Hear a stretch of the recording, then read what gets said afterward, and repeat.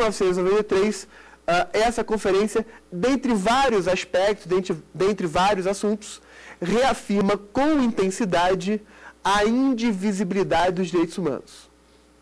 A Declaração de Viena, então, repito, a Declaração de Viena, fruto da Conferência de Viena de 1993, reafirma, entre outros assuntos, entre outros temas, a indivisibilidade, a interdependência dos direitos humanos.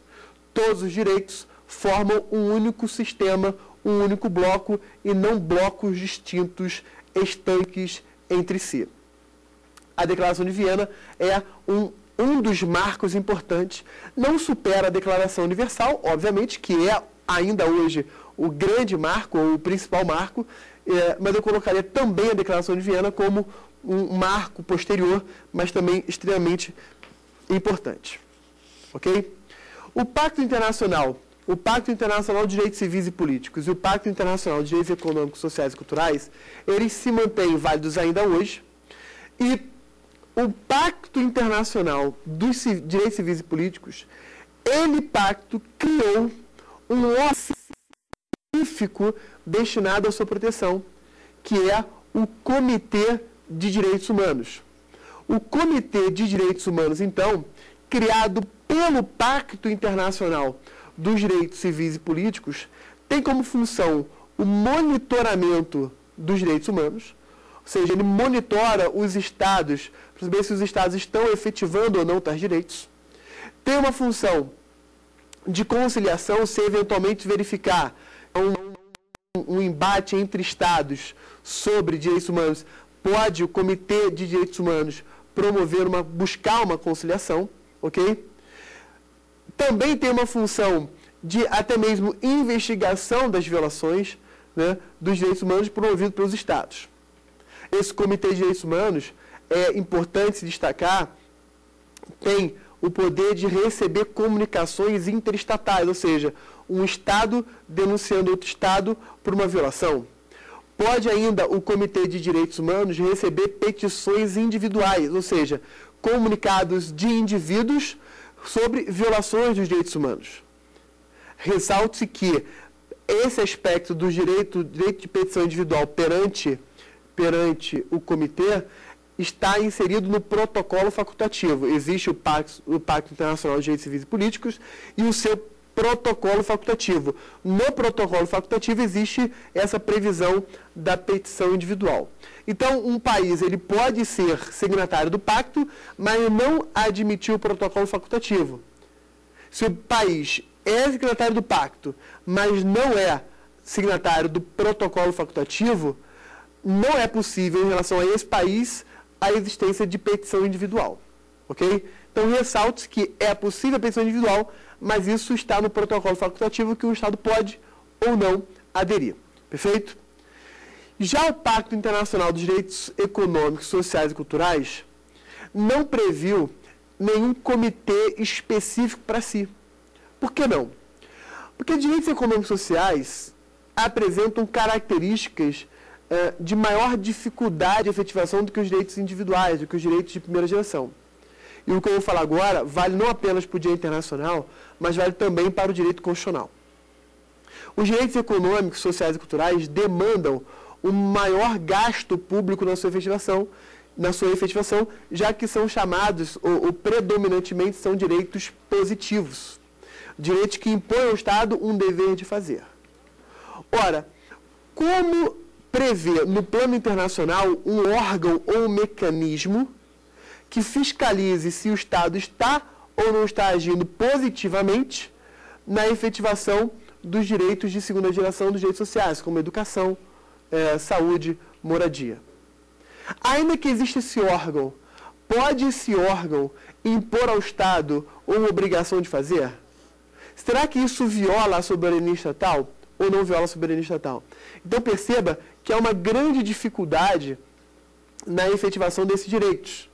Certamente você já deve ter ouvido falar, especialmente em direito constitucional, questões como reserva do possível, escassez de recursos, nem sempre o Estado tem recurso suficiente para atender a toda a demanda, ou o Estado ele só está obrigado a agir dentro das possibilidades econômicas dele, que é o princípio da reserva do possível. Okay? Então, são algumas dificuldades que os direitos de segunda geração apresentam, que os direitos econômicos e sociais apresentam. Por isso, não foi criado, pelo menos não no primeiro momento, nenhum órgão específico para esse pacto. Agora, no âmbito da ONU, existe um órgão, que é o Conselho Econômico e Social, que é um dos grandes órgãos, um dos maiores órgãos da ONU, um dos principais. Esse Conselho Econômico e Social criou um grupo de trabalho destinado a estudar a questão dos direitos econômicos, sociais e culturais. Esse grupo de trabalho, criado então pelo Conselho Econômico e Social, posteriormente se converteu no Comitê de Direitos Econômicos, Sociais e Culturais, ligado ao Pacto Internacional dos Direitos Econômicos, Sociais e Culturais. E aqui, meus amigos, muita atenção, muita atenção. Por quê? Porque o pacto, vamos fazer um paralelo, o Pacto Internacional dos Direitos Civis e Políticos, ele criou para si um comitê próprio, chamado Comitê de Direitos Humanos. De outro lado, o Pacto Internacional dos Direitos Econômicos, Sociais e Culturais, originalmente não criou para si um órgão próprio. Um órgão para esse pacto só foi criado posteriormente pelo Conselho Econômico Social, da ONU. Qual é o nome desse órgão?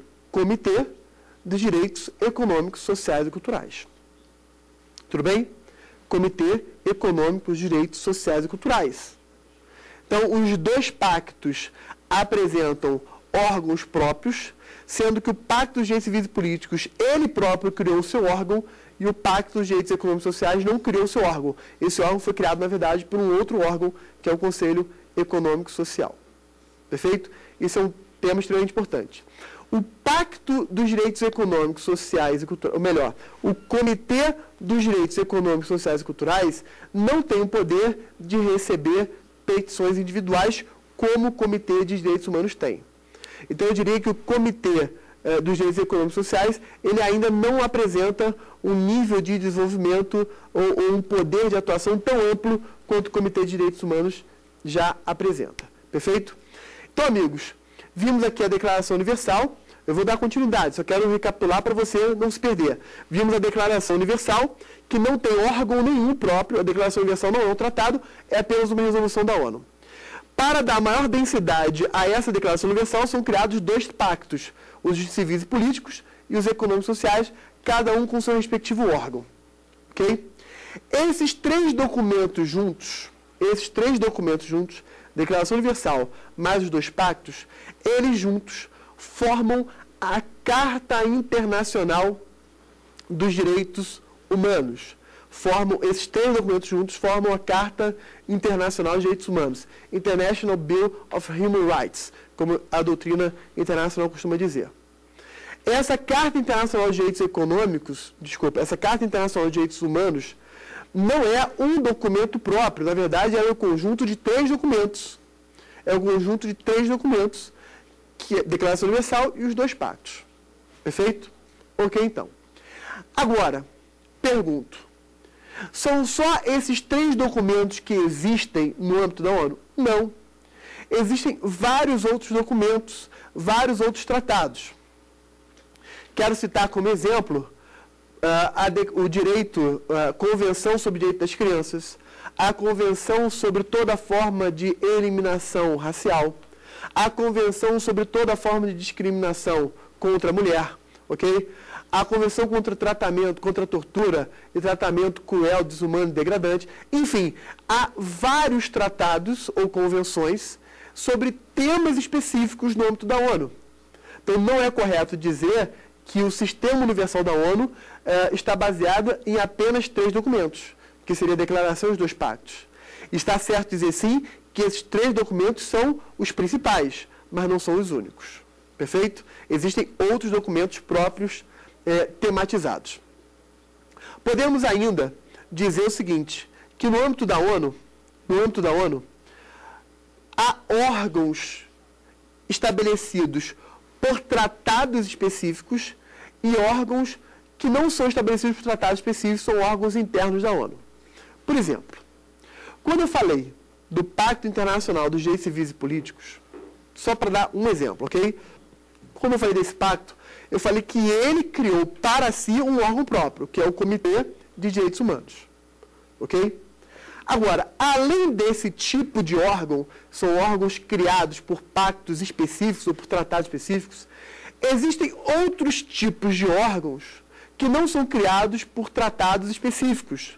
São órgãos da ONU, mas não criados por tratados próprios. Cito aqui a Comissão de Direitos Humanos. A Comissão de Direitos Humanos, cuidado, amigos, para não confundir com o Comitê de Direitos Humanos, porque o Comitê de Direitos Humanos é do Pacto Internacional de Direitos Civis e Políticos. O que eu estou falando agora é um outro órgão. A Comissão de Direitos Humanos era, veja o verbo que eu estou usando aqui, o tempo verbal, era um órgão criado no âmbito do Conselho Econômico e Social, que foi extinto e substituído pelo Conselho de Direitos Humanos. O Conselho de Direitos Humanos está hoje ligado à Assembleia Geral das Nações Unidas. Ok? Então, esse Conselho de Direitos Humanos está ligado à Assembleia Geral das Nações Unidas e se caracteriza como um órgão deliberativo, colegiado. Vários países integram esse órgão. E, dentre as várias funções do Conselho de Direitos Humanos, que substituiu a Comissão de Direitos Humanos, está a elaboração de estudos e a apresentação de propostas de elaboração de novos tratados de direitos humanos. O Conselho de Direitos Humanos tem uma atuação extremamente relevante na formação de novos tratados internacionais. Além do Conselho de Direitos Humanos, podemos citar outro órgão. Cito aqui o Alto Comissário ou Alto Comissariado das Nações Unidas para os Direitos Humanos. O Alto Comissariado das Nações Unidas para os Direitos Humanos, que é chefiado, obviamente, pelo Alto Comissário das Nações Unidas dos Direitos Humanos. Esse Alto Comissário das Nações Unidas para os Direitos Humanos está ligado à Secretaria-Geral da ONU. Está ligado à Secretaria-Geral da ONU e presta auxílio a todos os demais órgãos da ONU, que se relacionam ou especificamente ou genericamente sobre direitos humanos. Eu diria, inclusive, que o Alto Comissário das Nações Unidas para os Direitos Humanos, ele seria a mais alta autoridade da ONU sobre esse tema. Obviamente, ele estaria, em termos hierárquicos, em termos administrativos, abaixo do secretário-geral. Mas, no que toca os direitos humanos, ele é a mais alta autoridade. Um brasileiro, por exemplo, já foi o Alto Comissário das Nações Unidas para os Direitos Humanos, que é o Sérgio Vieira de Mello, que veio a ser, infelizmente, morto num atentado terrorista lá em Bagdá. Ok? Então, eu citei aqui, meus amigos, dois órgãos que existem especificamente para os direitos humanos, mas não foram criados por tratados específicos, que é o Conselho de Direitos Humanos, ligado à Assembleia Geral da ONU, e o Alto Comissariado das Nações Unidas, ligado à Secretaria-Geral da ONU. Com isso, eu quero mostrar o seguinte: quando um órgão existe e é criado em função de um tratado específico, nós chamamos esse órgão ou de mecanismo convencional. A palavra convencional aqui vem no sentido, obviamente, de convenção. Foi criado por uma convenção internacional, foi criado por um tratado internacional. Quando o órgão ele existe, não porque foi criado por um tratado específico, mas ele é um órgão interno da ONU, sem ter sido criado por um tratado próprio, nós chamamos de mecanismo extraconvencional. Mecanismo convencional criado por convenções específicas e mecanismo extraconvencional criado por tratados, extraconvencional não é criado ou não foi criado por um tratado próprio. Perfeito? Então são os dois tipos de órgão que nós temos. Quero ainda mostrar para você a estrutura geral da ONU e citar um outro órgão específico, ok? A ONU, amigos, apresenta uma enormidade de órgãos, agências especializadas, fundos, enfim. Dentre os diversos órgãos que ela existe, existem os órgãos principais, como, por exemplo, já citei aqui a Assembleia Geral da ONU, é um órgão principal da ONU. Ligada à Assembleia Geral da ONU, eu citei o Conselho de Direitos Humanos. Um outro órgão importante é o Conselho Econômico e Social, que eu também já tinha citado anteriormente. O Conselho, como eu fiz referência, ele tinha criado uma Comissão de Direitos Humanos, que posteriormente foi substituída pelo Conselho. Há ainda a Secretaria-Geral, também citada. Ligada à Secretaria-Geral, nós temos o Alto Comissariado dos Direitos Humanos. Temos o Conselho de Segurança da ONU. O Conselho de Segurança da ONU não é um órgão específico e destinado aos direitos humanos, mas atua relacionado aos direitos humanos na medida em que o Conselho de Segurança busca a promoção da paz. Ora, o contexto de paz é um contexto essencial para a efetivação, o desenvolvimento, a promoção dos direitos humanos. Então, não é possível dizer que o Conselho de Segurança exista para os direitos humanos, mas também em função dos direitos humanos. E cito ainda o Tribunal Internacional de Justiça. O Tribunal Internacional de Justiça é o único órgão da ONU que não está sediado em Nova York. É um órgão da ONU que está sediado, na verdade, em Haia, na Holanda. E o Tribunal Internacional de Justiça julga estados responsáveis por violações ao direito internacional lato sensu. Julga estados responsáveis por violações de direito internacional lato sensu, ainda que isso possa envolver, por exemplo, alguma questão relacionada a direitos da pessoa humana. Então, o Tribunal Internacional de Justiça é um outro órgão que também é importante para os direitos humanos. Repito o mesmo comentário que eu fiz para o Conselho de Segurança. Não é um órgão só de direitos humanos, mas é um órgão também relacionado aos direitos humanos. Perfeito? Com isso, amigos, mostrei aqui 5 dos principais órgãos da ONU: a Assembleia Geral, o Conselho Econômico e Social, a Secretaria-Geral da ONU, o Conselho de Segurança da ONU e o Tribunal Internacional de Justiça. Cada um desses órgãos, cada um desses 5, são 6 órgãos principais. Existe um sexto órgão chamado Conselho de Tutela, um órgão que hoje está inativo, por isso que eu não fiz maior referência a ele. Esses 5 órgãos, cada um deles atua dentro do seu âmbito de competência, de atribuições, atua relacionado aos direitos humanos. Atua relacionado aos direitos humanos também. Não são órgãos específicos, mas também relacionados aos direitos humanos. Perfeito? Com isso, amigos, terminei a estrutura da ONU. Vamos fazer uma recapitulação, sintetizando aqui e amarrando tudo que a gente já falou. O Sistema Universal das Nações Unidas é fundado em 3 documentos principais: a Declaração Universal dos Direitos Humanos e os 2 pactos, o Pacto Internacional de Direitos Civis e Políticos e o Pacto Internacional dos Direitos Econômicos, Sociais e Culturais, ambos de 1966. A Declaração Universal é uma resolução da Assembleia Geral da ONU, não tem natureza de tratado, tem uma natureza meramente declaratória. Em que pese ter uma natureza meramente declaratória e não ser um tratado, tem força normativa sim, própria de costume internacional ou de princípio geral de do direito internacional. Força essa, como princípio, como costume, reconhecido tanto pela doutrina, como, por exemplo, pelo Tribunal Internacional de Justiça. Em que pese esse reconhecimento e essa força que ela tem, há ainda uma função hermenêutica, ela inspira e orienta a interpretação de outras normas internacionais ou normas internas, e também ela pode ser usada como parâmetro de criação e de interpretação de outras normas. Ainda assim, ela não apresenta força de tratado. Então, 2 tratados foram criados: o Pacto Internacional de Direitos Econômicos e Sociais e o Pacto Internacional de Direitos Civis e Políticos, que foram criados como 2 documentos distintos por causa do contexto histórico à época, que era o contexto de Guerra Fria. Com o término da Guerra Fria, esses 2 tratados passaram a ser considerados documentos interdependentes e complementares, e então a indivisibilidade dos direitos humanos foi reforçada. A indivisibilidade dos direitos humanos foi reafirmada, especialmente na Declaração de Viena de 1993. Esses 3 documentos juntos formam a Carta Internacional dos Direitos Humanos.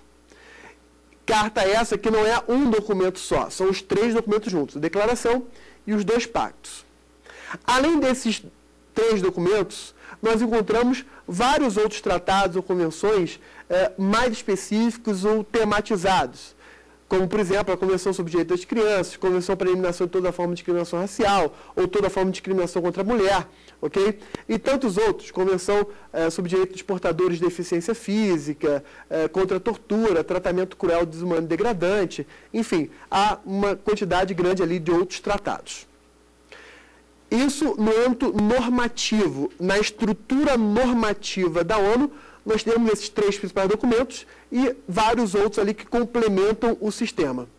No âmbito estrutural, os órgãos principais da ONU, todos eles se relacionam com os direitos humanos e, além deles se relacionarem com os direitos humanos, existem outros mais específicos, que são os órgãos convencionais, criados por tratados específicos, ou os órgãos relacionados a essa estrutura do sistema da ONU.